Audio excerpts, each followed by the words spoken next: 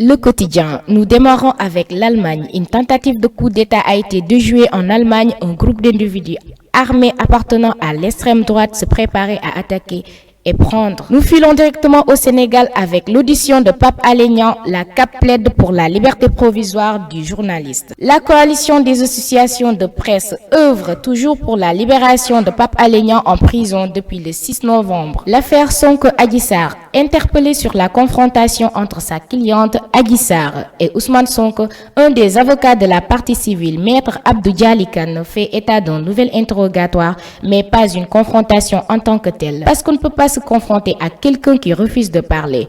En vérité, il n'y a pas eu une véritable confrontation dans la mesure où M. Sonko a refusé de répondre non seulement aux questions du procureur, mais aussi aux questions des avocats de la défense, a fait remarquer Maître Kane devant la presse. Ousmane Sonko, après sa confrontation avec Adji Sarr, ils n'ont apporté aucune preuve de leur accusation. La vérité a éclaté. Je n'ai jamais violé et je ne serai jamais un violeur, s'est exprimé Ousmane Sonko lors d'une déclaration tenue hier. La réaction de la masseuse de Sweet Beauty. Après la confrontation Adji Sarr déçue de l'attitude de Sonko, Adji Sarr est sortie sereinement de la confrontation d'hier avec Ousmane Sonko dans le bureau du doyen des juges d'instruction. La masseuse a exprimé. Tambacounda, réception d'une série d'infrastructures au camp militaire. L'État améliore le sort de ses soldats. À travers la réhabilitation et la construction d'infrastructures militaires, l'État veut offrir de meilleures conditions de vie et de travail aux soldats. À Vélingara, après une bagarre entre détenus à la MAC de Vélingara, un prisonnier décède suite à un malaise. Soirée Kébé, 25 ans, détenu à la maison d'arrêt et de correction de Vélingara,